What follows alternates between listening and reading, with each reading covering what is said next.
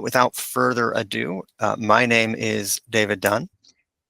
My name is Amber Creighton. I am the Associate Cybersecurity Consultant at Adonton. And I should say I'm the principal of Adonton Consulting. And this is going to be fast. We're going to try to get this done in actually like about 25 minutes with a little bit of time for questions afterward. Here's what we're going to be talking about. So first, we're going to be talking about what hacking really is versus how hacking is commonly perceived.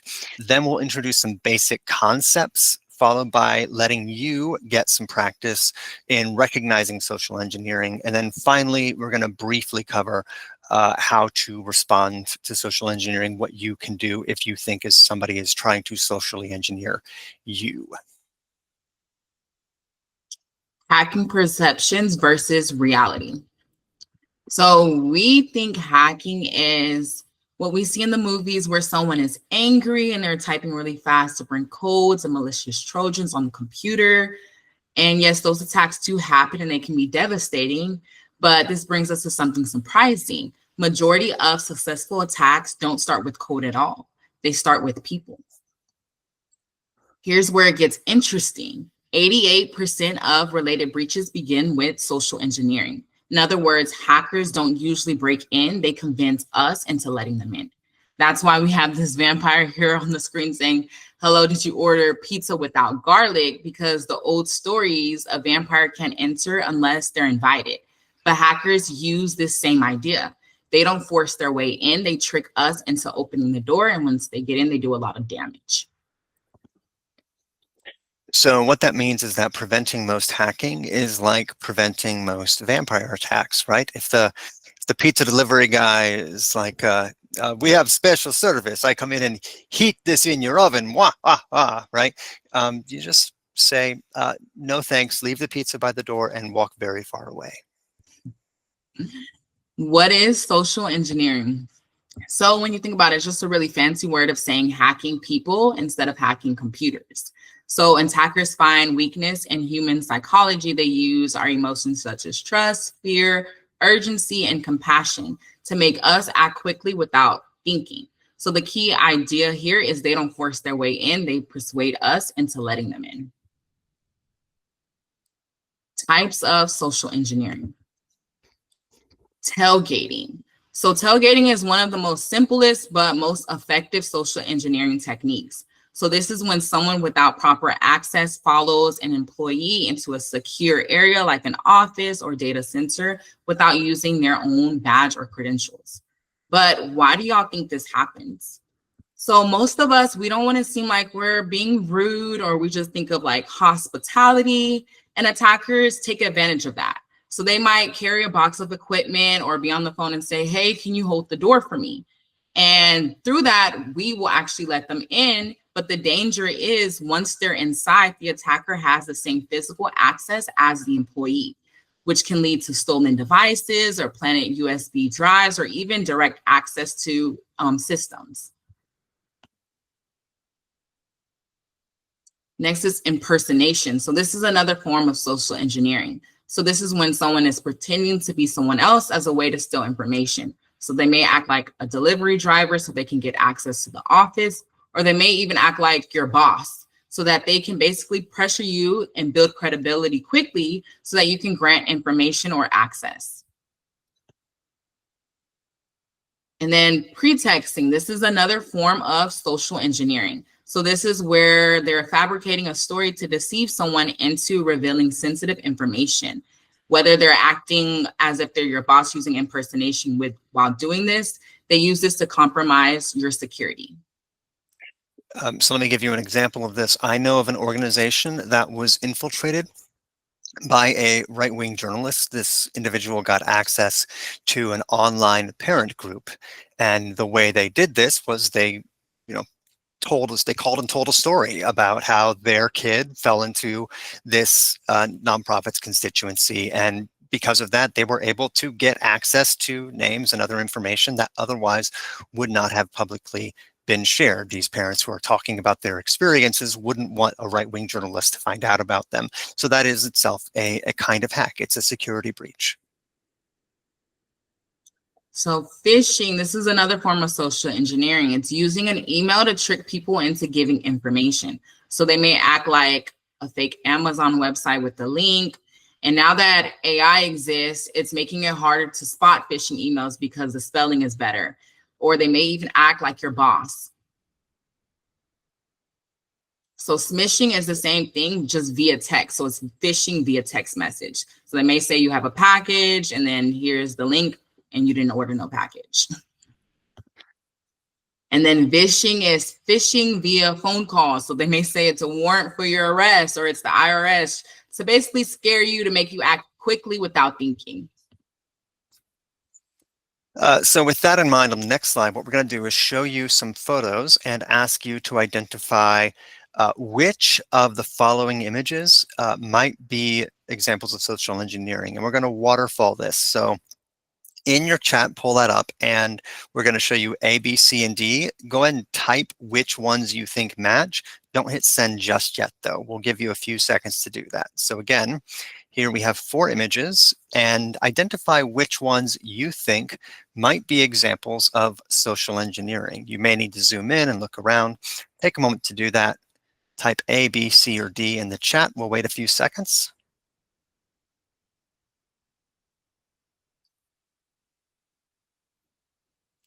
All right, now go ahead and hit return.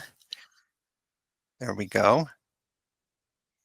Yep, most of you have got this. Amber, what are the correct answers?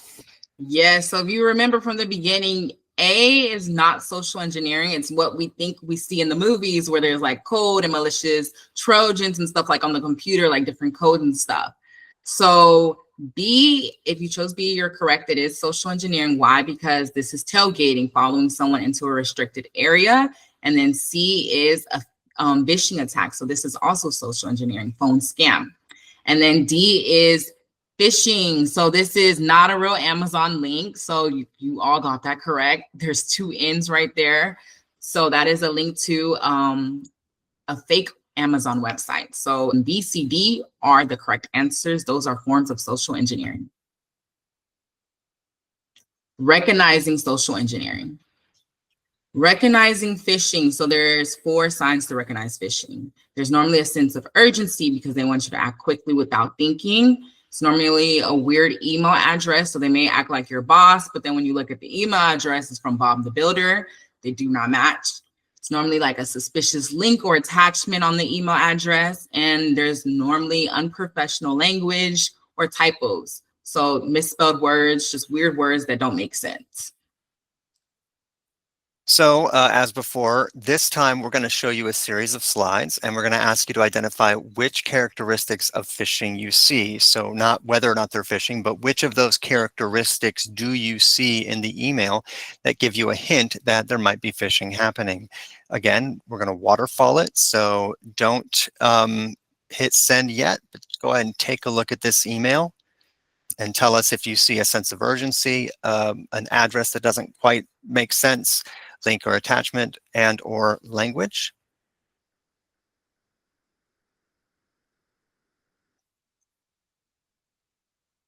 And go ahead and hit send.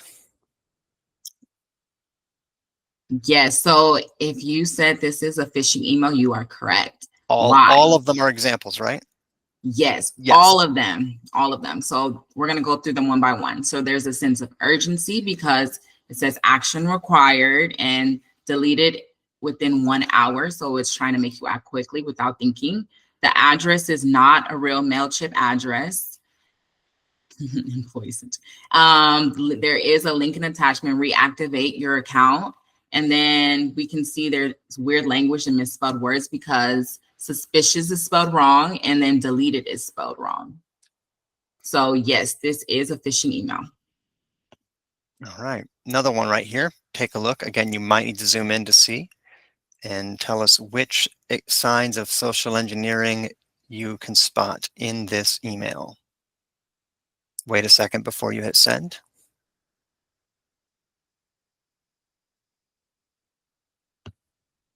And go ahead and hit send now when you're ready. It is a trick question. This is not phishing. None of these are correct. So there's no sense of urgency. The address is a real Staples address. There is a link and attachment, but it's a real link and attachment to Staples.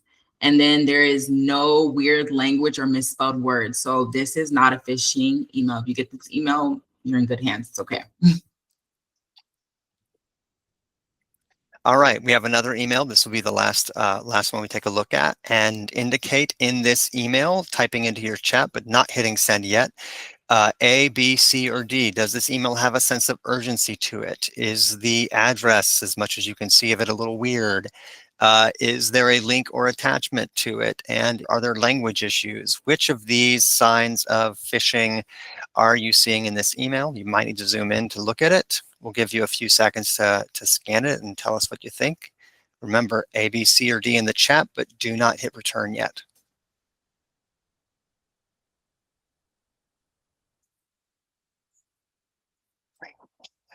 All right, go ahead and type your answers if you haven't yet and hit return. Let's see what you put. This one right here, I asked if I could take this one because it's actually an email I received, and I won't say that it got me. So if you were like none or almost none, you're kind of in the same camp I was. It didn't nearly get me, but it is something I actually had to think about. So if we look at urgency, right, there's nothing in here saying your account's going to be deleted, but it was urgent for me, or it was at least important for me because it's an RFP, which stands for request for proposals. What's also weird about this, so like they knew I was a consultant because I respond to RFPs, and this actually came 2 days after I had just submitted a different RFP. So it wasn't necessarily universally urgent, but urgency can depend on the person.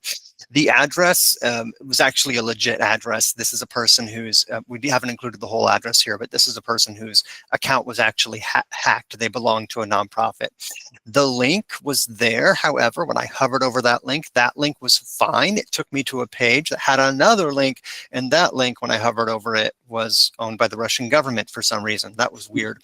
And then the language was not obvious to me when I first looked over it, but then looking closer, you can see here, if I can zoom in, that is a number 0. This is a letter O. That is a letter O. This is a number 0. So it was just a little bit weird. My gut tells me this is AI.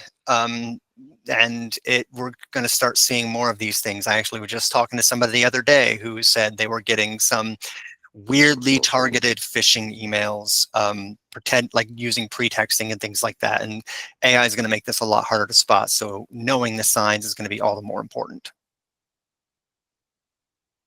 Recognizing smishing. So remember, smishing is phishing via text message. So now there's 7 signs. So there's normally a sense of urgency to make you act quickly. There's an international number or a number you don't even recognize, normally suspicious links or weird language or typos. They may request gift cards, or they may even request access codes or even passwords. All right. So Amber just gave us a list of 7 things to look for in a smishing or in a text. So now we're going to ask you to practice that again on your own, and we're going to waterfall this once again. If you take a look at this text, you will see, well, the text there, and there's A for urgency, B for a weird number, C for links, language issues, gift cards, or access codes. Take a look at the text and type in your chat A, B, C, D, E, and or F for every sign you see of smishing, but don't hit return yet until we say so.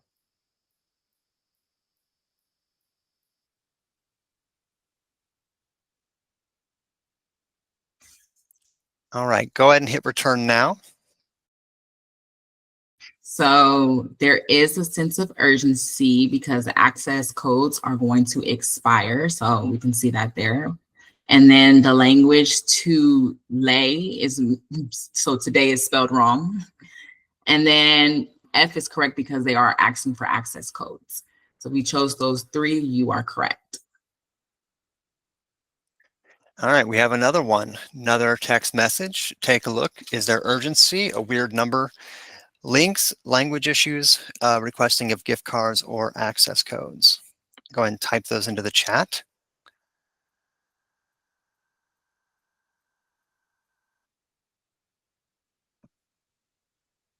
And when you're ready, hit send. Yes, so these are the signs that it's a smishing message. So urgency, she's literally saying urgently pick up. So we can see there is a sense of urgency. When you look at the number, it's 44. So that is an international number. And then she says, please get 500 worth of Apple gift cards. So she's requesting gift cards.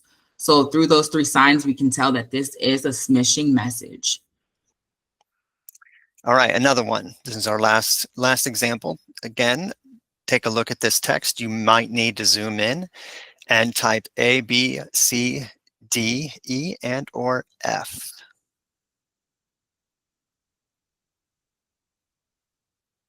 I suppose I can zoom in at all a little bit.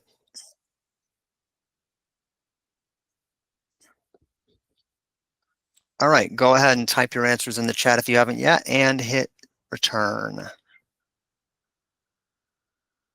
So those of you who thought this was a smishing email, you're in good company, but it is actually not smishing. I thought it was smishing email at first, but Amber, tell us what's up. Yeah, this is not smishing.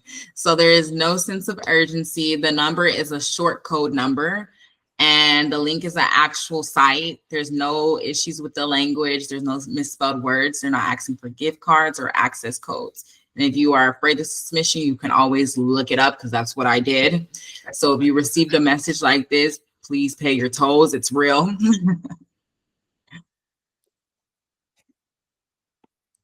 Recognizing vishing. So there's three signs to recognize vishing. It's a sense of urgency. It's normally an international number or a number you do not recognize. And vishing is not something that we can show you because it's a voice scam, it's a phone scam. But I do want to stress that your best defense here is actually going to be policy. So asking yourselves as an organization, what steps do staff take before they release any kind of information to a caller? To give you an example, a number of years ago, I was working in a program that worked with minors. And whenever an adult called, we first checked their name against a list of approved callers. And if they weren't on that list, we're like, sorry, can't talk to you. And then even if they did give us that name, there was a second step where we actually asked them to verify a bit of information about the child to make sure that it increased the chances that they were who they said they were. So if you think about the organization I mentioned a while ago that had a parent group infiltrated, some basic verification and vetting procedures might have prevented that. A conversation like, yeah, because this is a private group, we just need to get a little information just to make sure, you are who you say you are. I'm sure you understand because we are dealing with minors. We want to keep them safe. So let's go ahead and jump on a quick Zoom call, or maybe tell me a little more about yourself, right? So try to find a way to get a little more information out of that individual. That if that policy had been in place, I can't guarantee that it would have prevented the infiltration, but security is never about guarantees. It's often about layering deterrence, and that would be a deterrent that would help prevent any kind of breach through vishing. Responding to social engineering. If you know them, contact them. So you need to use a method that was not compromised. For example, if they emailed you, you don't email them back, you call them. If they text, it's better to email them. If you can't reach them, try a colleague. Then what if you don't know them? It's better not to interact, flag it as a spam, report, and block. Remember, social engineers want you to react fast. So slowing down and reporting protects everyone. All right, let me go ahead and wrap this up. In our brief time together, what have we discussed? Well, we have first tried to dispel some myths about what hacking is, that the vast majority of hacking is basically just exploiting psychology. It's grift. Hackers are con artists. 88% of hacking begins with social engineering, which is actually kind of great because it means that just through some training and some awareness, you can actually prevent 88% of hacking without having to spend any additional money on complex tech tools. We've also we took some time to try to get some practice recognizing different types of social engineering by looking at some examples. And then finally, what to do if somebody is trying to socially engineer you. And we advise you that if you know the person, take some steps through a non-compromised method to help make them aware of the problem. And for that one, I just want to personally say, I think that's actually really important during these times, because social engineering does spread across social networks. So if you recognize that somebody you know might be a victim of this, might be dealing with this, make sure that somebody on their team is at least aware that this could be happening, because it will help protect other organizations. And in times like this, we really just gotta stick together. Finally, if there is one thing we want you to take away from this, it's that social engineering is simply manipulation. So slow down, take time to think. If a text you're getting or an email you see or a phone call you get is making you have big feelings, like, question your instincts, take a beat, be a little suspicious before you invite that pale looking pizza delivery person into your house. And with that, our presentation comes to an end. I want to thank you again very much for joining us for this free webinar. And if there's anything you need from us or any follow-up questions you think about in the meantime, you can reach us at undaunted.llc. I will just drop that into the chat as well, undaunted.llc. And yeah, thank you very much, everyone.